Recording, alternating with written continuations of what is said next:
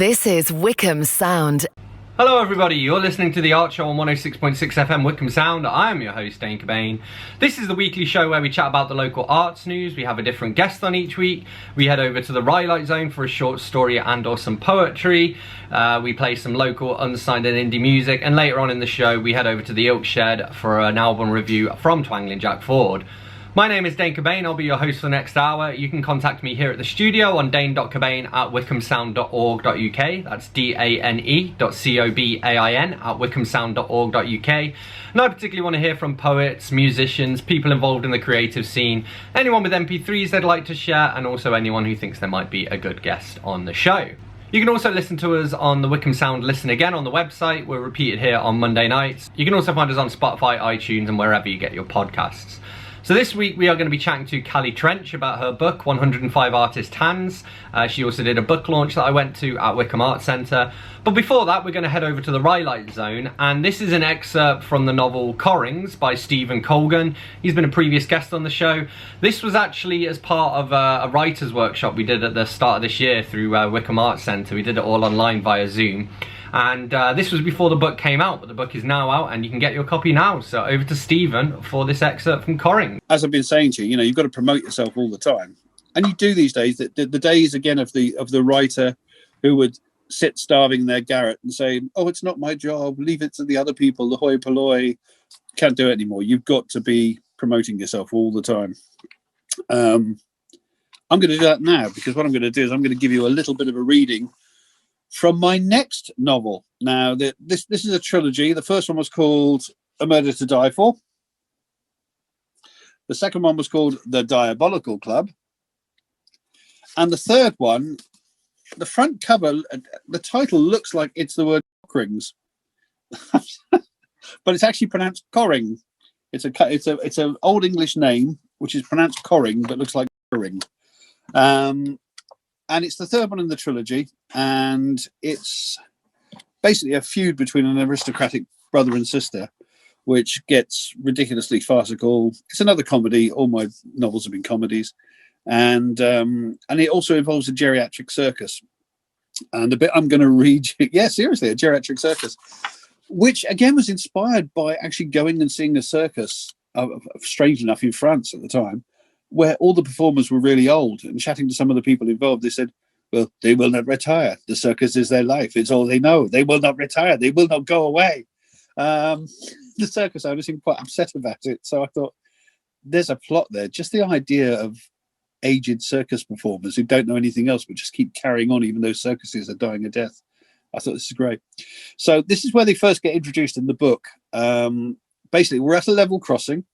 The barriers have gone down. We're waiting for a train to go through. And waiting at the barriers is a retired major, army major, in his Land Rover, the local vicar, and a dog walker has just come along called Mr. Ostrich, who's it sounds like ostrich, but it's ostrich, and also the local special constable. Constable Pews has come along as well, just to see what's going on, just as the circus trucks have pulled up for the first time. And because they know they're going to be waiting there for a while and they've been on the road for a bit, the circus truck decides to let the horses out for a little bit of a leg stretch. And this is what happens. Gentlemen, may I present the daughters of Epona, said Ben Ellis. He's the circus owner. Good Lord, said the major.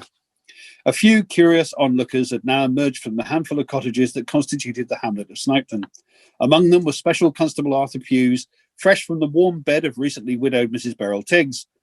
He fastened his tunic round his ample belly and walked towards the crossing, offering a loud and unconvincing, well, thank you very much for helping me with my inquiries, Mrs. Tiggs, for the benefit of the neighbours.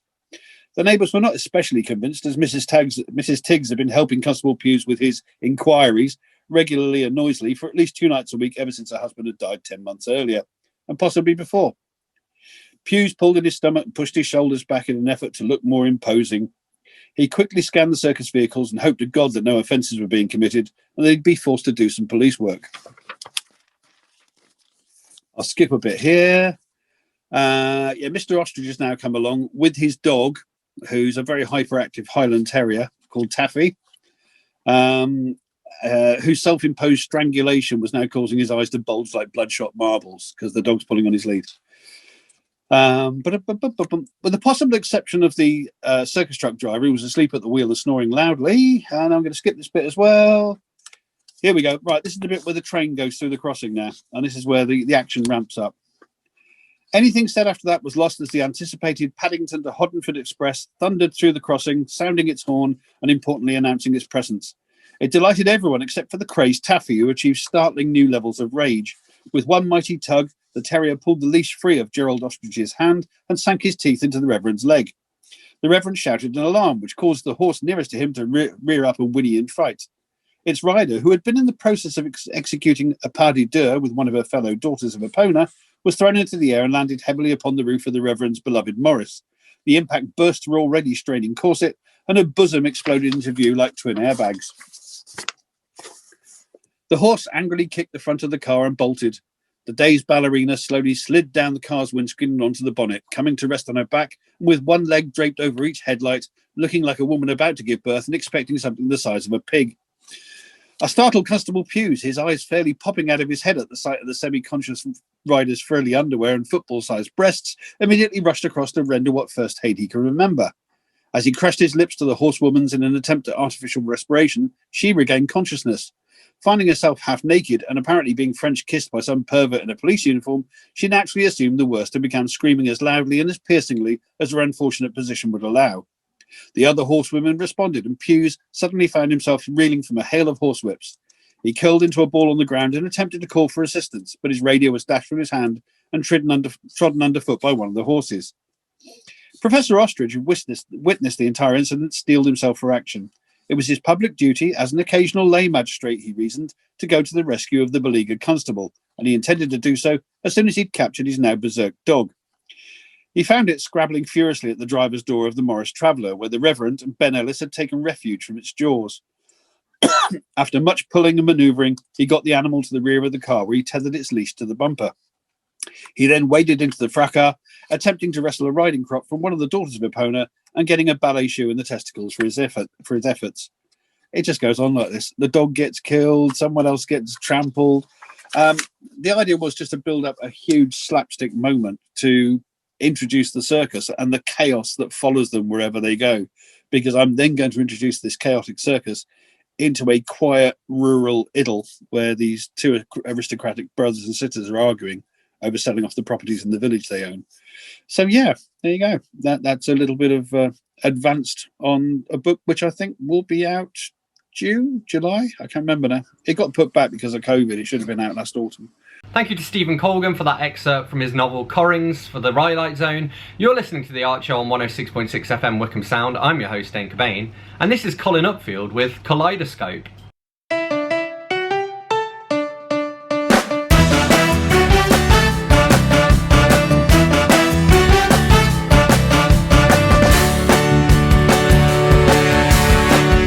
Started long ago, acorns were sown and they would grow from the ground that would become the beating heart of London. Spreading love and peace around, the beautiful people came to town, and they made this place the envy of the world. Flowing from Kaleidoscope Mine. And here's to all my kings and queens and those in-betweens who colored up our lives with their rainbows in the sky.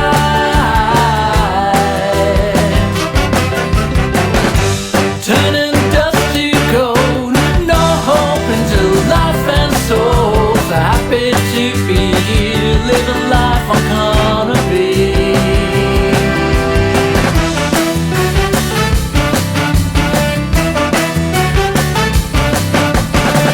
Mr. Stephen and John Paul changed the lives of one and all. From Lord Kitchener to Lady Jane, the revolution has started. Not just fashion, music too. With each decade the rebels knew to be heard. 14 streets that come alive, flowing from kaleidoscope minds. And here's to all the kings and queens and those in-betweens who colored up our lives with their rainbows in the sky. With mosaics and bars and nightlife under the stars. So happy to be here, little life I'm gonna be. Gonna be.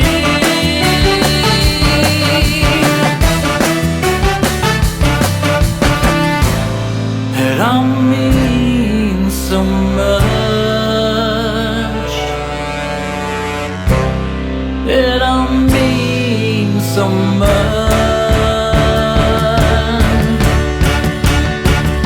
Here's to all the kings and queens and those in-betweens who colored up our lives with their rainbows in the sky.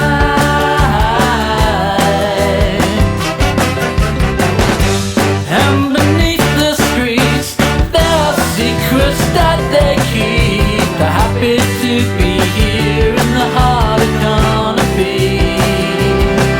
So happy to be here in the heart of gonna be. So happy to be here in the heart of gonna be. Gonna be.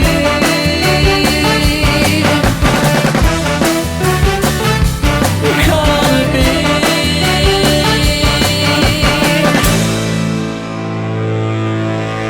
Gonna be.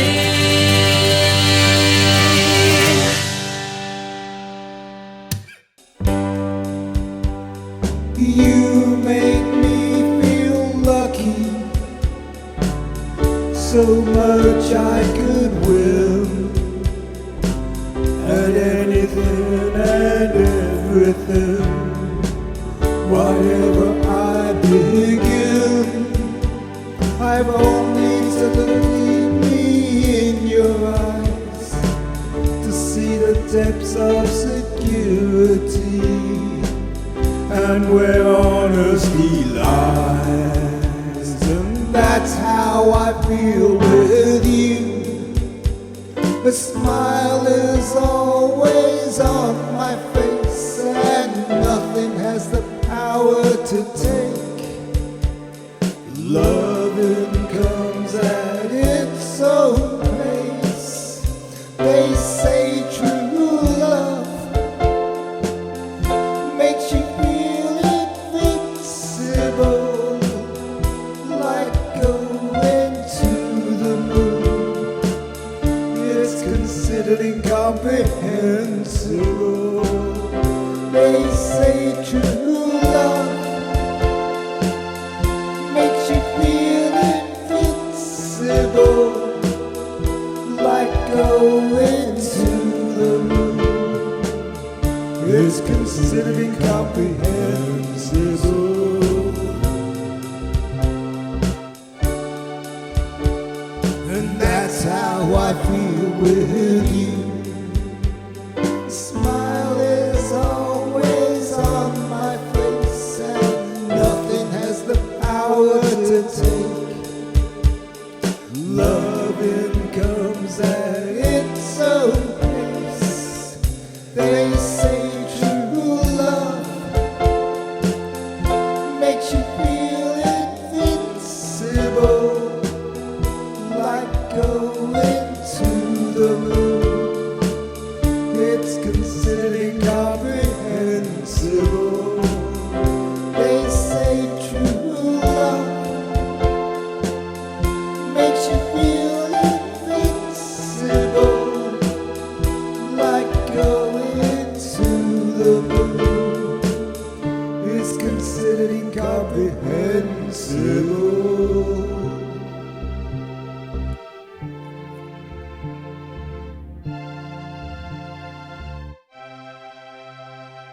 That was True Love by Annette Valentine, and before that we had Kaleidoscope by Colin Upfield.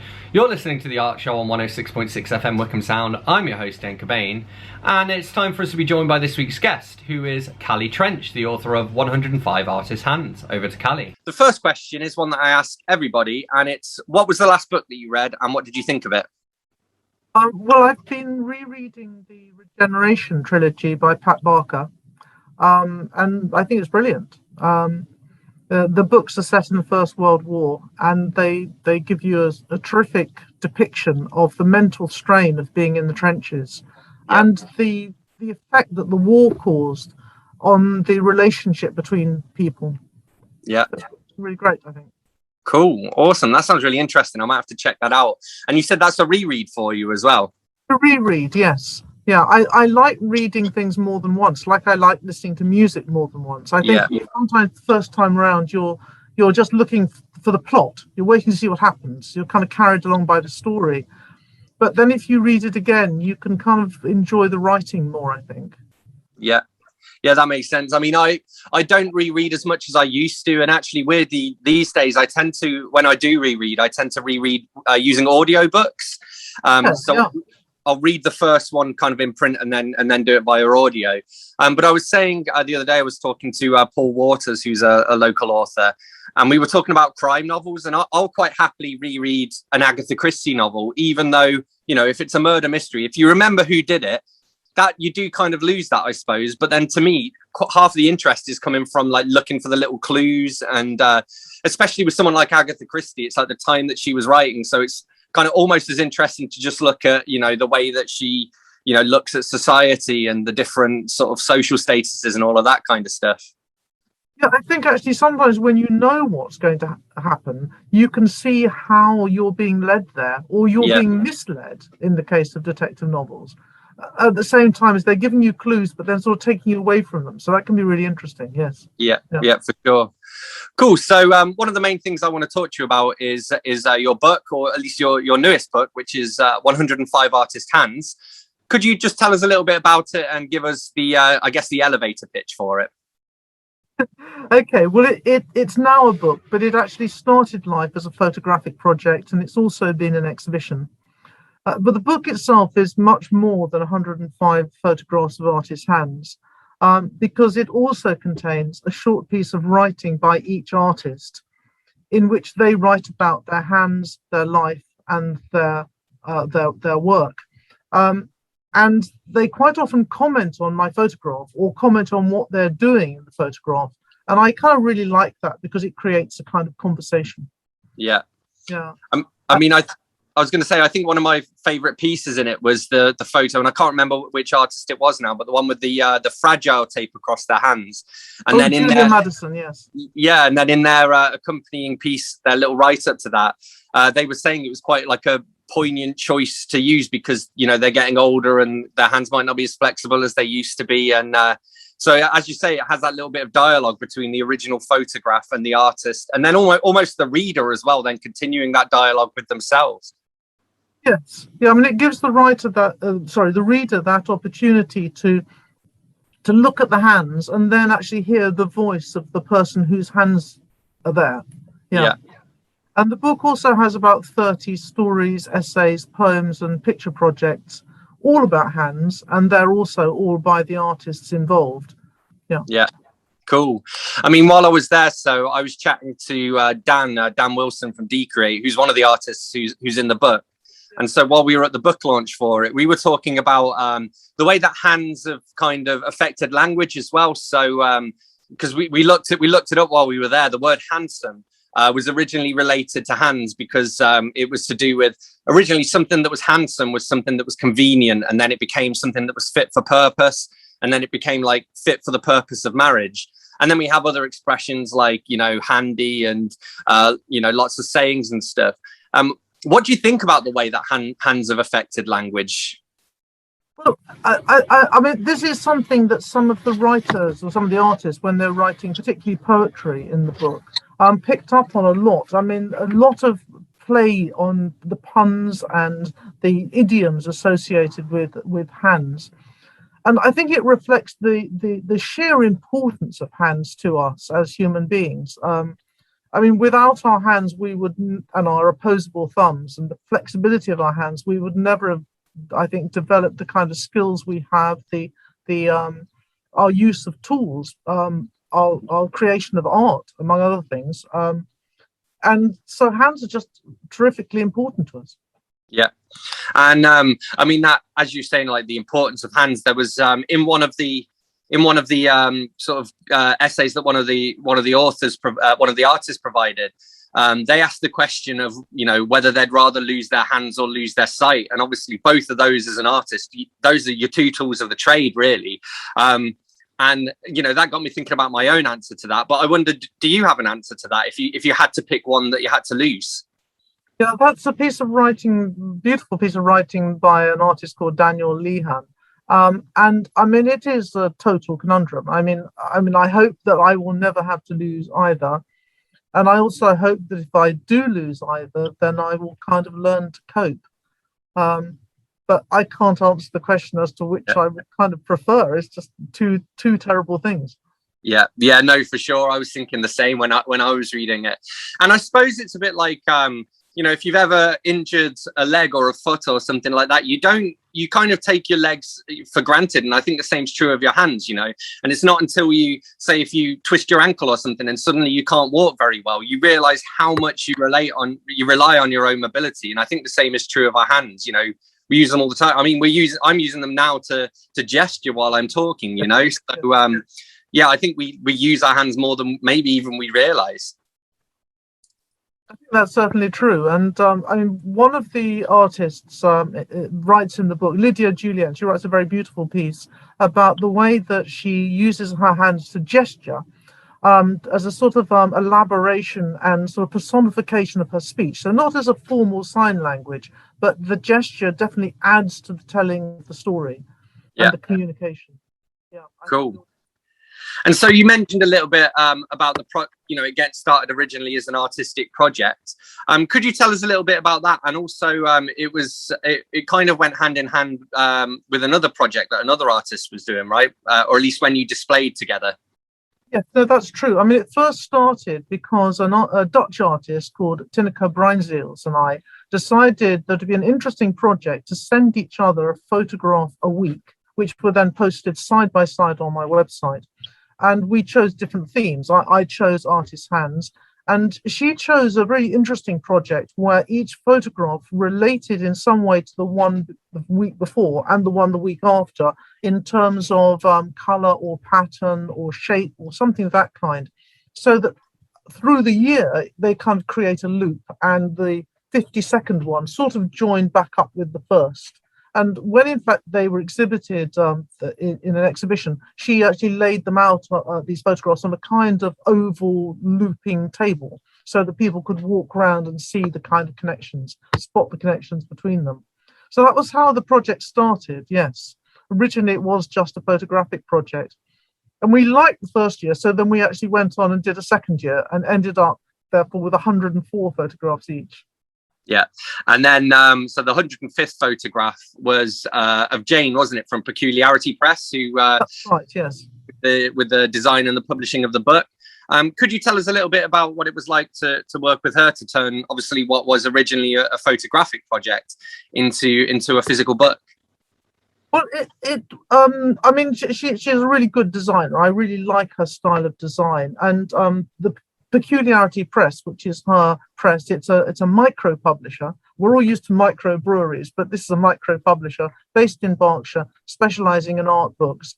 And she basically publishes the books, but she also designs them. And I very much like her style of design. It's very kind of clear. It's very kind of intriguing and engaging, but it isn't kind of fussy. So I like the way she designs books. But it's very different from an exhibition, where I think with an exhibition, you tend to focus. I mean, obviously, you have to install the work well so that it doesn't do the work any disservice. But the exhibition isn't quite the thing. The thing is the work inside the exhibition. Whereas with a book, the book is the thing. Yeah. And so, yeah, if that makes sense. That's really interesting, yeah. And again, talking about her being like a micro publisher, I think one of the things you said at the book launch event was, you never set out to for it to become a New York Times bestseller or anything like that. You're not setting out to become rich and sell millions of copies. And so I wondered, what kind of is your objective with the book? What are your, how would you tell if the book has been a success in your eyes? Okay, always a difficult question. What I was setting out to do, I think, is to kind of sort of round the project off. So find some way of putting all these photographs in the same place. But more than that, I wanted to create that kind of dialogue with the artists. I wanted the photographs to be part of a conversation. I think there is a real problem with photography, from my point of view. I can't speak for other photographers. Which is that the person who's photographed, the subject of the photograph, doesn't really have any comeback. They can't tell you what they thought about the photograph, even though it's them in it. And even though these are hands rather than faces, so perhaps it might feel a little less personal in some ways. I thought it was important to kind of involve people, these people whose hands they were. And for example, I always ask them for permission to use the photographs for the project, both online and the exhibition itself, and again for the book. And one artist didn't like the photograph I took of her hands, and in fact her photograph never appeared in any of these aspects of it. But I just wanted to have the book to be more of a joint effort, really, and less of a sort of just my vision. I wanted it to be a kind of conversation between visions. You're listening to The Art Show on 106.6 FM Wickham Sound. I'm your host, Dane Cobain. I'm here in conversation with Callie Trench, who's written a book called 105 Artist Hands. And this is Alice Jane with Pulling Threads.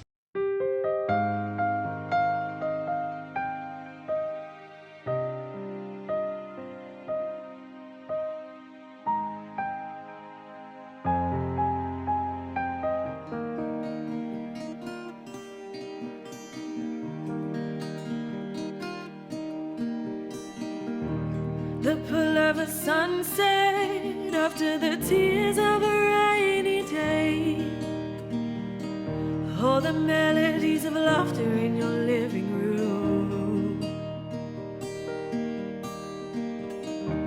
It strings together all of the moments that call you broken.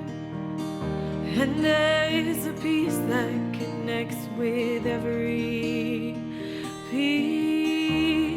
You're still pulling all the threads together, weaving our hearts beating, tying them next to yours.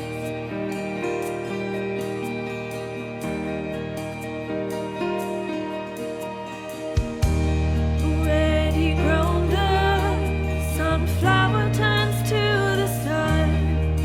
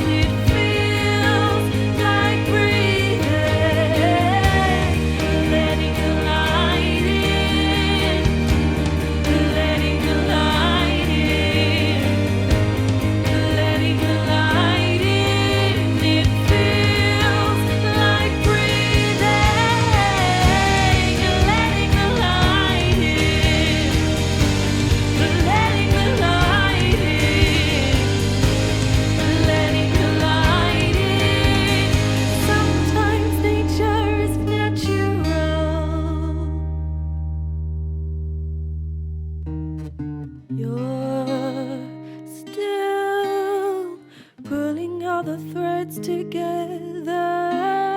weaving our hearts beating, tying them next to yours. That was Pulling Threads by Alice Jane. You're listening to The Art Show on 106.6 FM Wickham Sound. I'm your host, Dane Cobain, and I'm here in conversation with Callie Trench. I mean, because you say obviously like a hand is maybe a little less personal than a photograph of someone's face or something like that. But having said that, I would also say like it seemed to me from reading the book, you know, the hands themselves kind of tell people's stories. And obviously actually having the little written description alongside them then kind of takes that a bit further. But I mean, would you agree with that? Do you think our hands tell our stories? Oh, yes. I mean, I think hands are actually, in fact, as personal and as individual as our faces. And they reveal the passage of time. They reveal our lives, the way we've used our bodies, the kind of work we do, the way we choose to decorate or not decorate them with kind of rings or tattoos or nail varnish and so on. These all tell us a lot about the person whose hands they are. But I think most people are perhaps a little less self-conscious about their hands than they might be about their face. I don't know. But no, they are absolutely basically portraits of people, but the hands rather than the face. Yeah, I can see that. And also, I mean, I suppose the fact that, again, they were all artists, they're all kind of actively using their hands to create their work. So in some ways, it maybe is a bit more personal than, you know, if you were to just photograph just random people on the street. You know, I think the fact that they're artists and they're using their hands every day to kind of create things and express themselves, I don't know, it's almost more interesting because of that. It's almost like you're taking photos of the tools of the trade, essentially, you know? Yes, I think that's very true in a lot of cases. And some of the photographs actually show people holding, and for example, literally throwing clay or holding pencils or paintbrushes and things of this kind. And so or holding a needle and or a shuttle from a loom. So literally in the process of working with their hands. There were a couple of artists who actually made the point that their hands are not the most central point in relation to their art, and their art was much more about placement and what was going on in their heads. So I think it does depend. But I agree. I mean, I think that if I could probably find other people who also work with their hands. I mean, for example, surgeons or car mechanics or pianists. I mean, there are lots of people who do work with their hands. But yes, as a group, artists generally work with their hands a lot. Yes. Well, I suppose as well, you know, as you say, a big part of it is kind of what's inside their head, but that's something that you can't photograph, I suppose, as well. So Yes. good, you would, you know. So one of the things I wanted to ask you about as well is the launch event at Wickham Arts Centre. So first of all, how did that particular event go? Oh, it was great. And really, thank you very much to Wickham Arts Centre for hosting it. It was lovely. Brilliant cake made by the artist in residence, Caro Elliott. And otherwise, I gave an illustrated talk. There was a Q&A with the designer, Jane Glennie. People had the chance to ask questions, and it was a very nice event in a great space. Yeah. Cool. And have you done any other events with the book as well? There wasn't a book launch in London back at the beginning of August, and that was very different. Actually, it was an interesting occasion because there I actually said very little, and but a lot of the artists read their stories and essays and poems. So it was a different kind of event, but also had very good cake. There's a theme here. Yes. Maybe your next one should be. What do you do with your hands? Yeah, I was going to say, well, your next one could be 105 bakers' hands, and then you can get cake every week while you're doing it as well. Or 105 people holding cake. Yeah. And so as well, obviously, while you were doing this project, you know, that's when the pandemic sort of started, I guess, would it be towards the end of your first year, I suppose? No, it was kind of about 2/3 of the way through the second year, in fact. Oh, right. Okay. And so during that, there were obviously lockdowns. And so you did a series of photos of your own hands. Yes, like? I did a number of things. I mean, I took a couple of photographs actually via computer, sort of photographing people's hands as they could be seen on Zoom.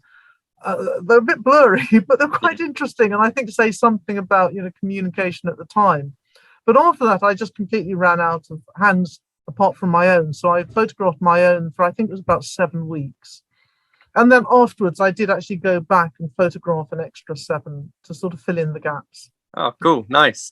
And so one of the things that I learned as well is that, because you drew your own hands as well, and you included your drawings in the book, but so you drew your left hand with your right hand and your right hand with your left, which is very cool. I wondered, like, are you ambidextrous or do you favor one hand over the other?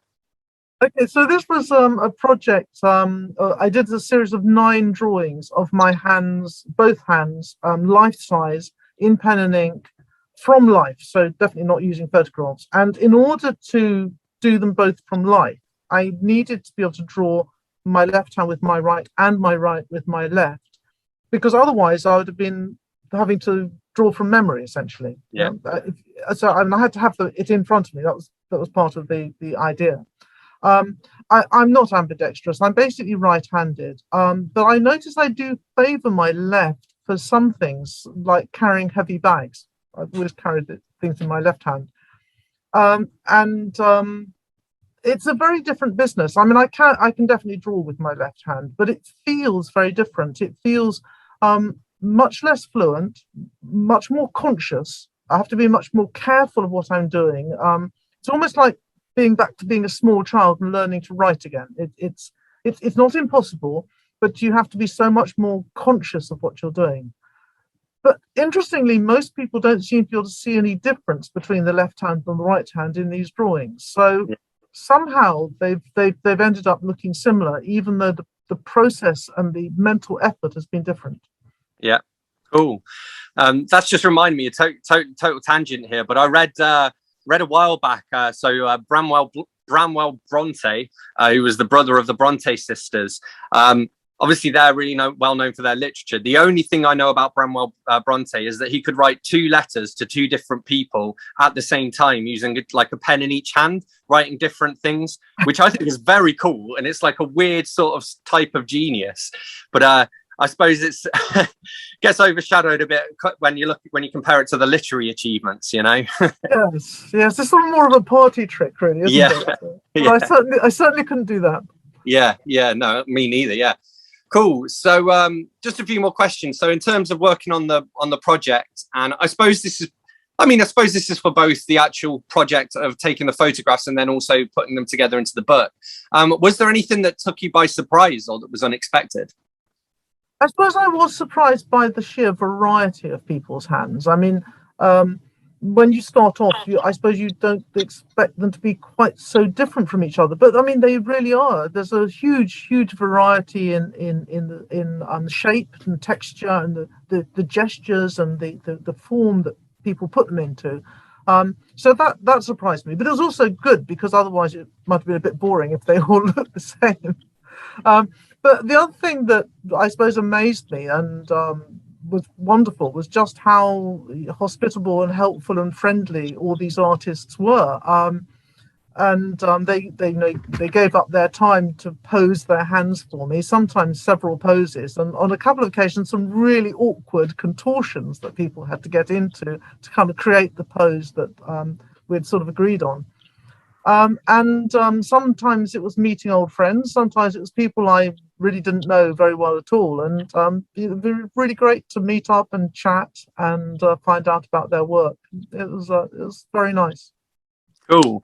And in terms of when you were taking the photographs, especially I think with some of the ones, like as you were saying, somebody casting with clay or something like that, or where people are more active, I can imagine it was probably more difficult to get the right shot. But how many shots would you say you took on average of each artist before sort of narrowing it down to the one that you wanted to use?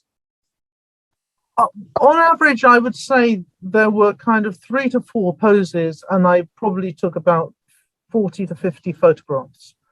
And then I would look through them really carefully, and occasionally there'd be 2 sort of vying for my attention, but mostly there was one which stood out as being kind of like the most interesting or the most beautiful or somehow the most typical, the one that said something about that artist. Yeah. Oh, sorry, my phone's just pinged at me. And so one of the things you talked about as well was, I guess, like the use of post-processing and editing and things like that. And I found it particularly interesting because you talked about, what was it? Somebody had got, was it black velvet or something like that? And you had to sort of Photoshop out all of just the little bits of lint and stuff just to make the photo pop a bit more. So could you talk a bit more about that? Yeah, I mean, well, I'm not a purist in that sense of, I mean, this is digital photography. I'm not a purist with a sort of old style camera thinking it's got to be one shot and right or something. I mean, I really actually admire that way of working, but it wasn't what I was doing in this project. And so, yes, if there were little bits of lint in this case on black cloth, I did remove them very carefully with Photoshop at huge magnification. Yeah. Cool. Awesome. So pretty much just the last question I wanted to ask. Well, I mean, I suppose there are two. The first is where can people get hold of a copy of the book if they're interested? Well, they can get a copy of the book from Peculiarity Press. So, I mean, I think there's only one Peculiarity Press. So if you Google Peculiarity Press and then search for 105 Artists' Hands, there it will be. Or if they can Google me and just Google Callie Trench, and again, I'm the only one, so up pops my website, and that project is on there again with a link to Peculiarity Press.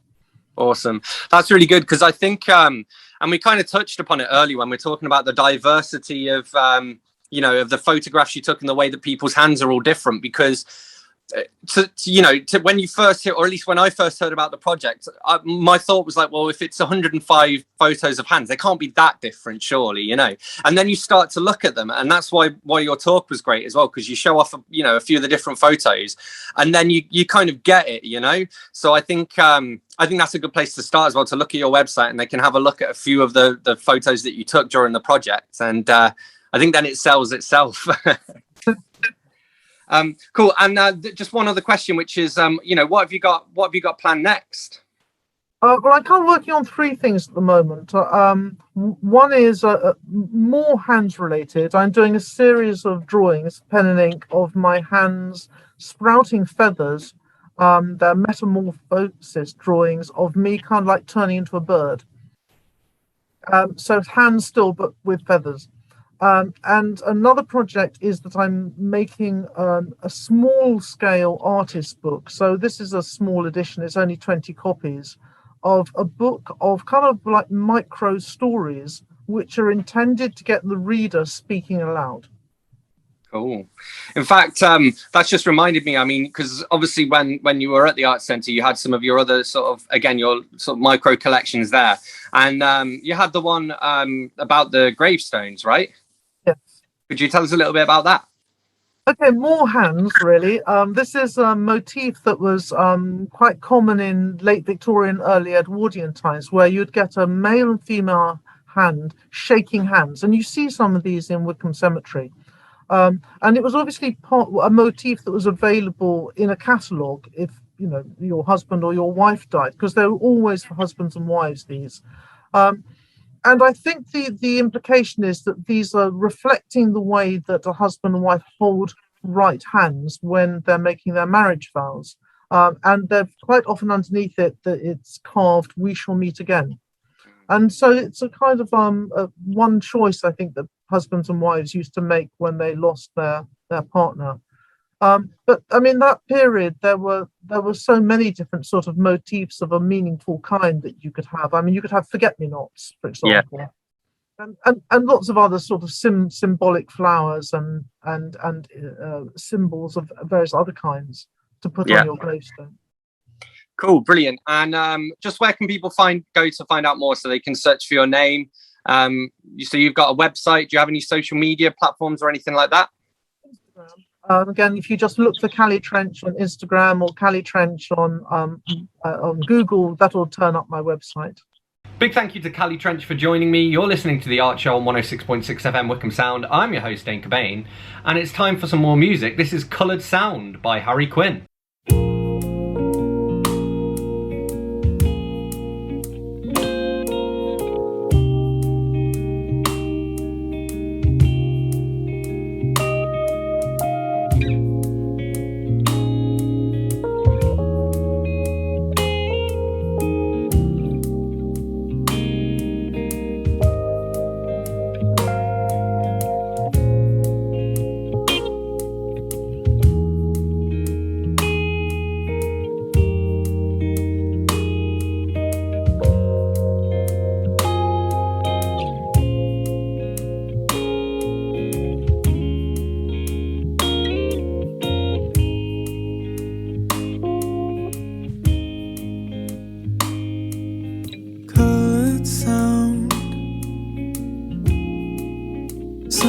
something to think about. Blue means you're feeling down. Blue's all you've been. When you've got your worries round, I can't compete. When you've got your worries round, there's no room for me.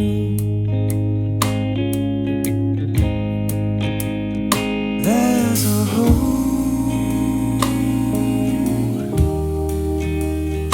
There's a hole.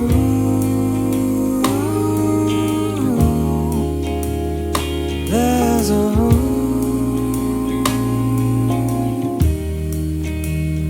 There's a hole. There's a hole in our pockets, but I can't decide if it's bleeding out color or letting in light. There's a hole.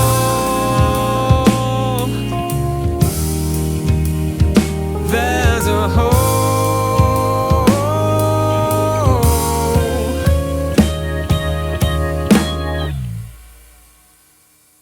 Hurry round.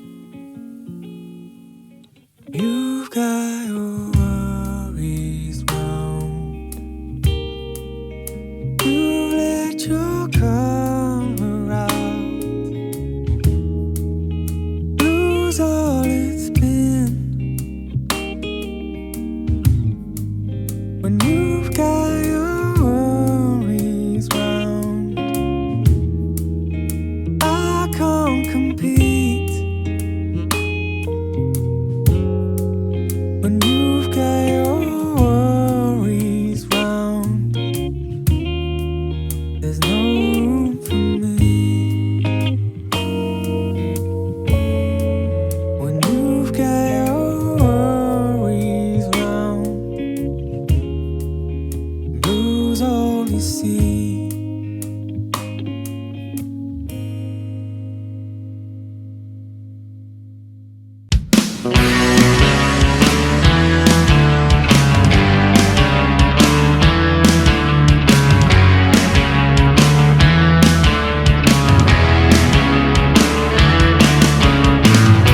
Horizon windows to my soul. I've been shedding dreams like I'm shedding clothes. There is only dark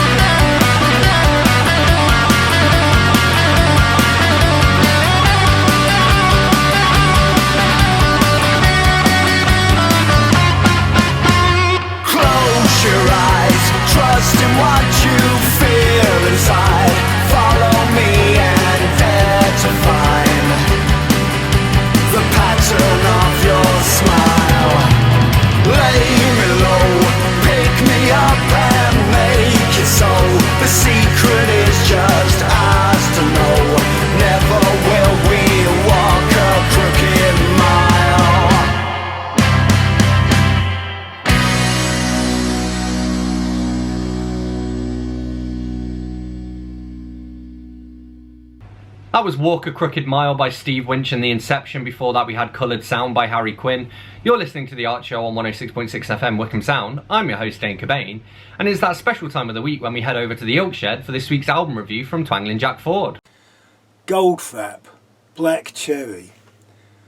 The first Goldfrapp album saw Alison Goldfrapp, the singer with the electronic duo, performing modern torch songs, looking demure in evening gowns. In a later incarnation, she performed bucolic folky songs with a hint of the Wicker Man, in hippie cheesecloth. But on Black Cherry, she is a total vamp. Black Cherry is almost too sexy. In places silky smooth, and at other times the bass line in particular becomes rough and abrasive. The synths are a cross between Giorgio Moroder's disco period and Soft Cell's all-night exotic cabaret period. Think Tainted Love meets I Feel Love. The singing is Donna Summer's Love Hangover with a touch of Debbie Harry. The standout track is Strict Machine, a song you will have heard. If a TV show has a scene where women in boots, suspenders and basques are performing some sort of gyrating dance with a pole or whips, the music will often be Strict Machine.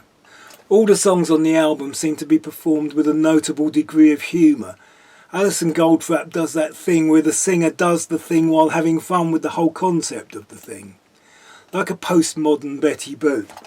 Goldfrapp, Black Cherry. Big thank you to Twangling Jack Ford for this week's album review. Thank you to Callie Trench for being this week's guest.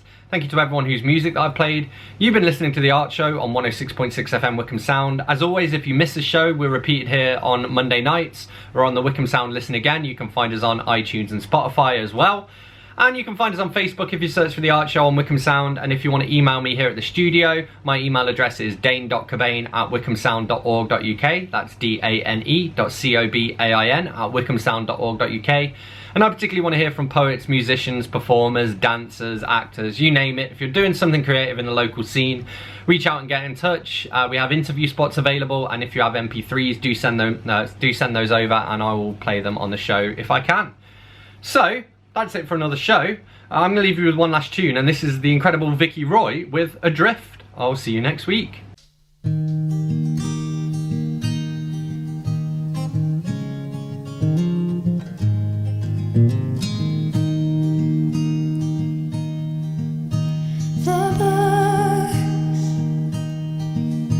The books I read, the secret places in my head,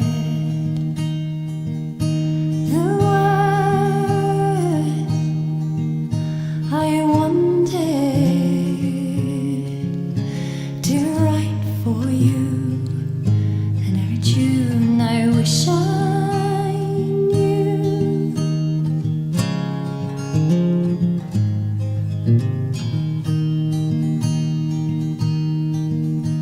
And the time we lose to sleep, the songs, melodies to make us weep, strange chords come at night to haunt you. Clouds blow past, become the shape of you. And where are you? Nowhere to be found. And I adrift and run aground.